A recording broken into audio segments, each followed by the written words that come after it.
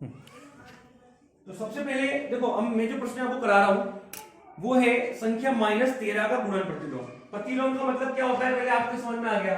प्रतिलोम का मतलब होता है उल्टा। किसी भी चीज को अगर अपन उल्टा कर दें, जैसे मान लो 4 है तो 4 का प्रतिलोम क्या हो जाएगा 1/4, और 1/4 का प्रतिलोम क्या हो जाएगा 4। तो प्रश्न नंबर 1 जो आपके डेस्क वर्क में लिखा दे रखा है वो आपका ये था। ठीक है, तो हम अभी कर रहे हैं डेस्क वर्क को सोल्व, और इस डेस्क वर्क के प्रश्न आपके एग्जाम में आ सकते हैं। गणित की डेस्क वर्क कक्षा 8 की हम अभी हल कर रहे हैं। अगला प्रश्न है घन संख्या।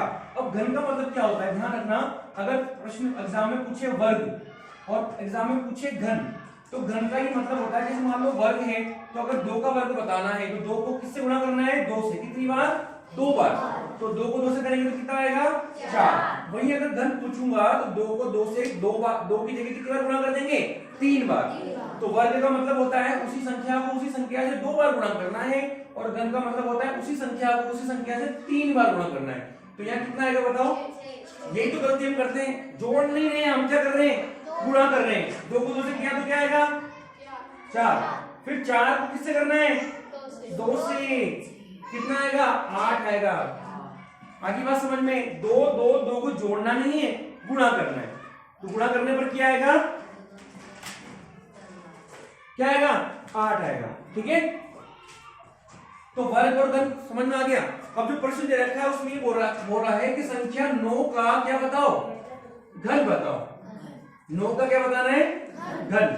अब बताओ मुझे 9 का घन, आप लोग बताएंगे जल्दी से गुणा करके। 9 को कितनी बार गुणा कर दूंगा मैं, घन का मतलब बताया ना अभी 3 बार। बोलो ना मुझसे, तो 9 को किससे गुणा कर दूंगा 9 को 9 से 3 बार गुणा करूंगा। करो गुणा फटाफट से। तो बताओ मुझे 9 को 9 से गुणा करने पर क्या आ रहा है 3 बार। 9 को 9 से गुणा करने पर आया 81, और 81 को 9 से गुणा करने पर क्या आया।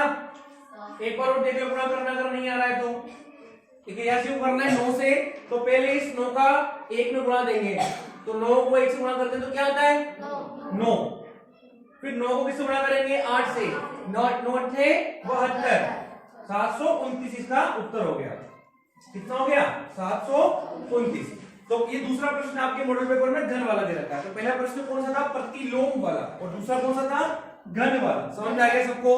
अब प्रश्न नंबर 3 आपका एक प्रश्न आता है साधारण ब्याज। क्या आता है साधारण ब्याज। ब्याज क्या होता है, मान लो आपके गांव में आपने किसी को पैसे दिए और आपने दिए 4 महीने के लिए पैसे। अब उन 4 महीने के दिए हुए पैसे को आप जब लोगे तो हर महीने के हिसाब से उस पर क्या लगाओगे ब्याज लगाओगे। गांव में अपने पापा मम्मी को किसी को बात करके सुना होगा ना कि ब्याज के पैसे दे दिए या ब्याज से पैसे लेने हैं। वो ब्याज क्या होता है, उसको निकालने का भी एक सूत्र होता है गणित में। क्या होता है सूत्र। तो साधारण ब्याज ज्ञात करने का जो सूत्र होता है वो होता है मूलधन। क्या होता है मूलधन गुणा दर गुणा समय बट्टे में 100। इस प्रश्न को सभी याद रखना, क्योंकि ये प्रश्न कई बार मॉडल पेपर में बहुत सारे में दे रखा है। मूलधन मतलब कितना पैसा आपने दिया है। मान लो आपने किसी को दिए 500 रुपए उधार, तो वो मूलधन 500 रुपए हो गया।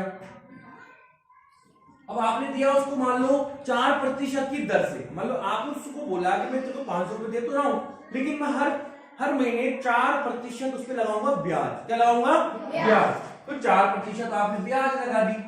ठीक है, और तो प्रतिशत जब लगाया ना, प्रतिशत का मतलब ये होता है कि जब भी बट्टे के ऊपर प्रतिशत होता है तो वो प्रतिशत हट जाता है तो नीचे क्या आ जाता है 100 आ जाता है। तो यहाँ से प्रतिशत अपन हटा देते हैं तो नीचे क्या आ गया 100।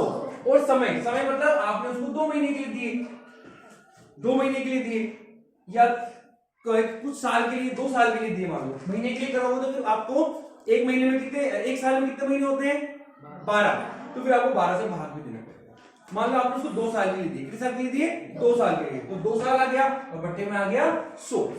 तो आपको तो अभी सिर्फ यहाँ पर इसका सूत्र ध्यान रखना है कि साधारण ब्याज, बोलो साधारण ब्याज ज्ञात करने का सूत्र क्या होता है मूलधन गुणा दर गुणा समय बट्टे में 100। ठीक है, तो आप 3 चीज यहाँ ध्यान रखना। 3 प्रश्न कराए हैं। प्रतिलोम मतलब उसका उल्टा होता है। तो -13 का प्रतिलोम क्या होगा? -1/13। दूसरा प्रश्न, घन। किसी भी चीज का घन जब हम निकालते हैं तो उसी संख्या को उस संख्या से 3 बार गुणा कर देते हैं। 2 का घन निकालना था तो 2 को 2 से 3 बार गुणा कर दिया। वर्ग निकालना होता है अगर तो 2 को 2 से 2 बार गुणा कर दिया। ठीक है, किसी भी संख्या का वर्ग मतलब होता है उसी संख्या को उसी संख्या से 1 बार गुणा कर दो। घन का मतलब उसी संख्या को उसी संख्या से 2 बार गुणा कर दो। ठीक है, समझ में आ गया। और साधारण ब्याज का मैंने आपको सूत्र बताया। इस तरीके से सारे वीडियोस मैं अपने YouTube चैनल पे अपलोड कर दूंगा, तो 8वीं कक्षा के बच्चों को बहुत आसानी होगी, आप लोगों को भी होगी, और बाकी जो बच्चे आपके आसपास रहते हैं उनको भी आप इन वीडियोस को भेज सकते हैं। ठीक है, अगला प्रश्न लेंगे अब हम।